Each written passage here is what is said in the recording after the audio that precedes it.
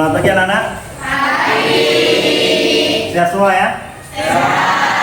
Untuk mulai pelajaran pada pagi hari ini, silakan ketua kelasnya untuk berdoa. Baiklah teman-temanku, sebelum memulai pembelajaran pada pagi hari ini, alangkah baiknya kita berdoa. Berdoa mulai. Berdoa selesai. Beri salam.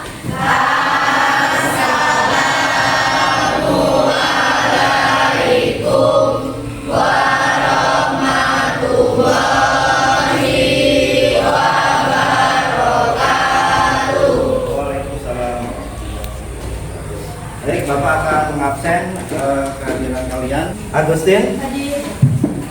Anggi Nur Laila, Hadir. Aulia, Hadir. Firya Eva Nanda, Hadir. Yodi Prasyo, Yunita, Hadir. Tri Agus Laksono. Minggu lalu kalian sudah larutan, kemudian membedakan larutan elektrolit dan non elektrolit. Kira-kira masih ingat tidak apa itu larutan elektrolit?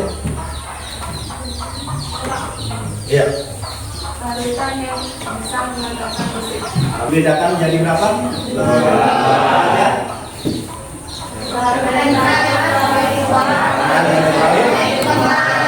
Kalau Pak dicirikannya apa? Contohnya dalam terang. Kemudian ditandai apa? Arah panahnya? Ya, arah panah 1. Kemudian dilambangkan dengan alfa sama dengan 1. Ya. Kalau lemah? Baik. Kemudian ditandai dengan panah? Bola balik. Kemudian dilambangkan dengan alfa sama dengan lebih besar daripada 0, lebih kecil dari 1. Sedangkan non elektrolit berarti larutan yang tidak dapat mendapatkan listrik. Baik. Nah, tentunya kalian dalam kehidupan sehari-hari, ketika kalian berolahraga, kemudian merasa lelah, letih dan lesu, biasanya kan kalian meminum minuman ya. Apa itu minumannya? Itu ternyata ada banyak macamnya, ada isotonik, hipotonik, hipotonik. Baru tahu ya? Ya. Kalau isotonik itu gula dan garamnya ini menyesuaikan dengan tubuh. Tetapi kalau hipotonik dia tingkatannya lebih tinggi daripada tubuh. Sedangkan hipotonik itu komposisi gula dan garamnya itu lebih rendah. Nah, bagaimana kalau kalian dalam posisi sedang diare? Biasanya minum obat apa? Yang kita kenal apa? Diafat ya? Yang tradisional lagi selain diafat? Aqualit atau oralit? Oralit. Apa itu oralit? Bisa belajar kali ini adalah kita akan menganalisis larutan sifat larutan elektrolit dan non elektrolit dilihat dari nanti kaitannya dengan senyawa kimia. Ternyata tidak hanya di senyawa ion saja, ternyata ada senyawa lain yang kaitannya nanti dengan larutan elektrolit dan non elektrolit. Kalian masih energi di pagi hari, ya. Nah, permainannya cukup sederhana, ya. Instruksinya 9 tepuk tangan, 379 tepuk tangan.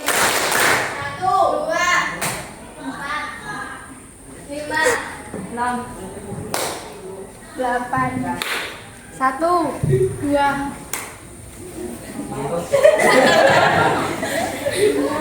5, 6, Putus ya, satu jam lagi ya. Jangan lagi lagu. Perhatikan dulunya. 379 tepuk tangan. 379 tepuk tangan.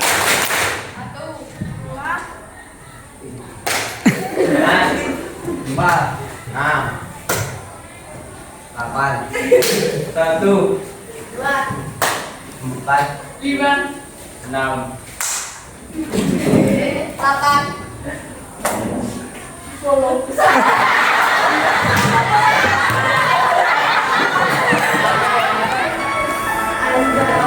Bapak bukan iklan ya. Selamat kedatangan isotonik baru, Isoplus. Minuman isotonik plus 7 ion seperti cairan tubuh. Ada 7 ion ya di situ, apa aja?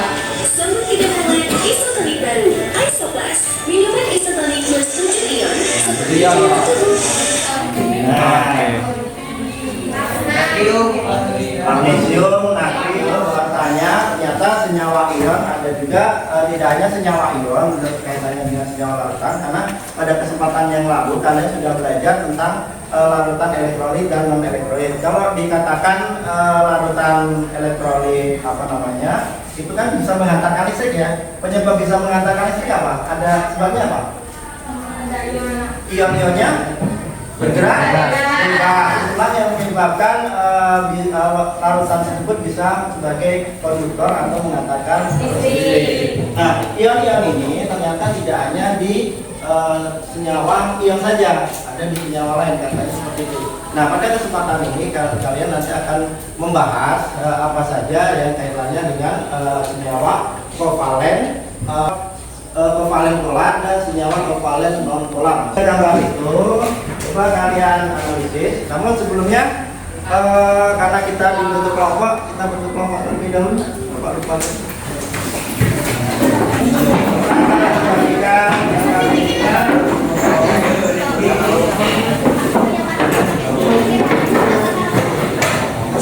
Ya, kalian cermati LKPD-nya sampai dengan tampilan depan. Apa yang tadi jadi ini datanya? Tidak. Mengumpulnya, ya. Ini tidak ada menimbulkan? Lampunya tidak menyala. Kita dialiri arus listrik, lampunya tidak menyala. Berbeda dengan lelehan. Ya, seperti Pak jelaskan pada kesempatan yang lalu, lelehan ini bukan beda dengan yang dilarutkan ya. Dia dilelehkan pada suhu 1000 derajat Celcius yang bisa dilakukan di lab ya. Jadi Bapak tidak bisa menampilkan, jadi hanya berupa gambar. Dalam bentuk lelehan, ternyata yang terjadi apa? Ketika diberikan arus, muncul listrik. Lampunya menyala ya.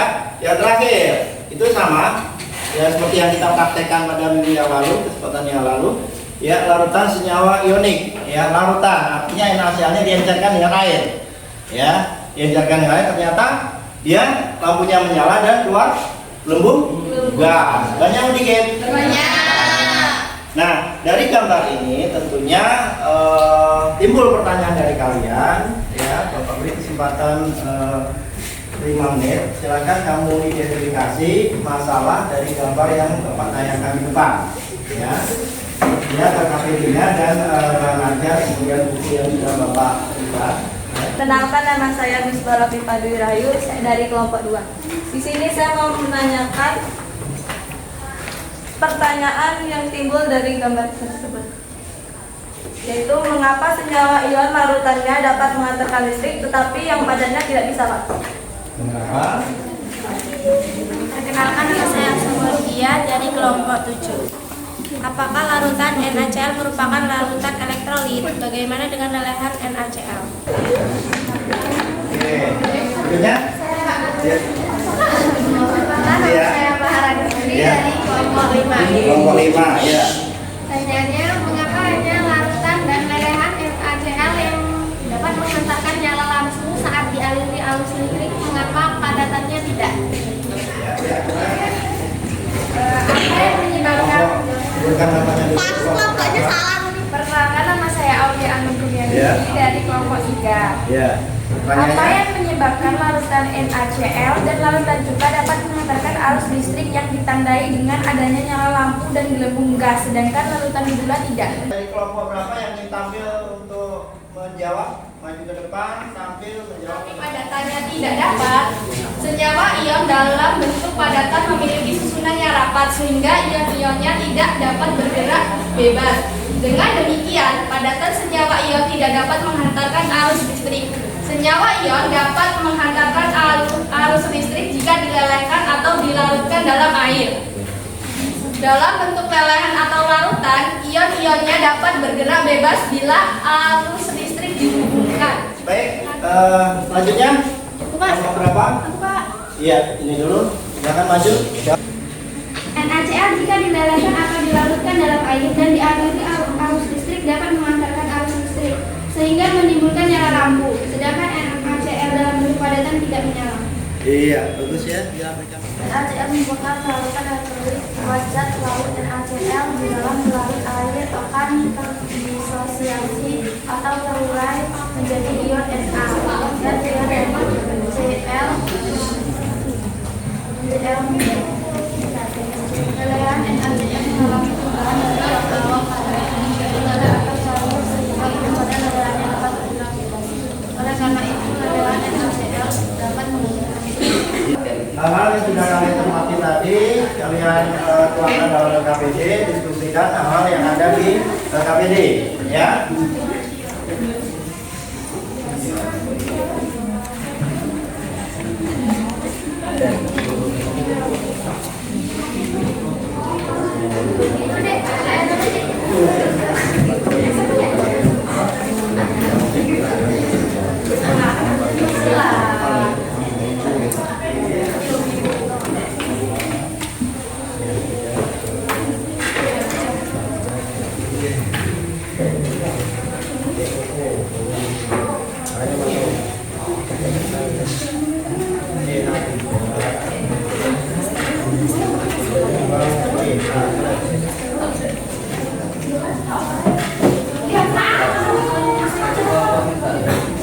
Ya, mulai.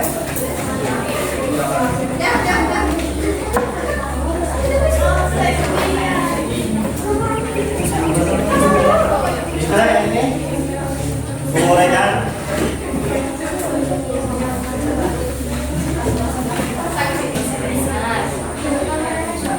Ya, ya, nomor 3. Yuk.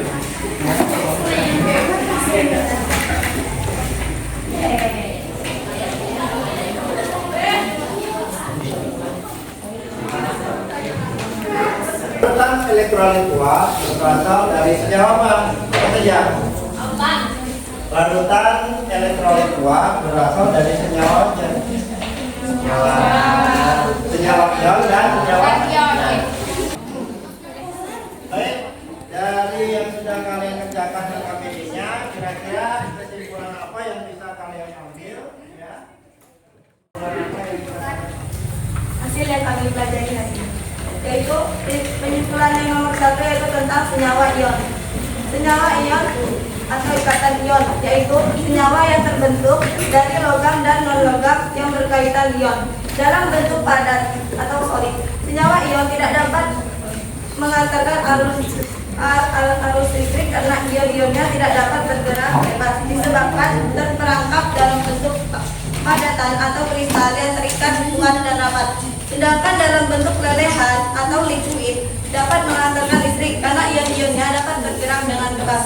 Bila arus listrik dihubungkan, kation bergerak menuju katode dan anion bergerak menuju anode sehingga arus listrik dapat mengalir. Contoh NaOH, CaOH2, NaCl, CaSO4, NaCl2, KBF. Iya.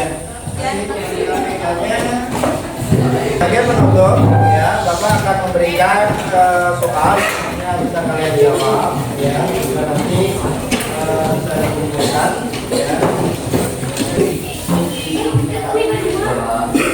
Tidak?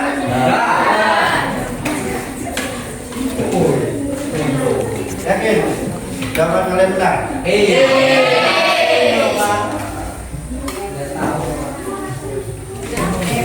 Memang IPA 2 pilihannya benar ya. Berikutnya kalian akan lebih banyak belajar ya, karena apa yang sudah Bapak berikan di sini tentunya tidak akan bermanfaat kalau kalian tidak belajar lagi dan tidak berlatih lagi, sehingga untuk kesempatan yang akan datang kalian mudah cepat lupa. Sebagai penutup, Bapak akhiri untuk pertemuan pada hari ini. Assalamualaikum warahmatullahi wabarakatuh. Waalaikumsalam.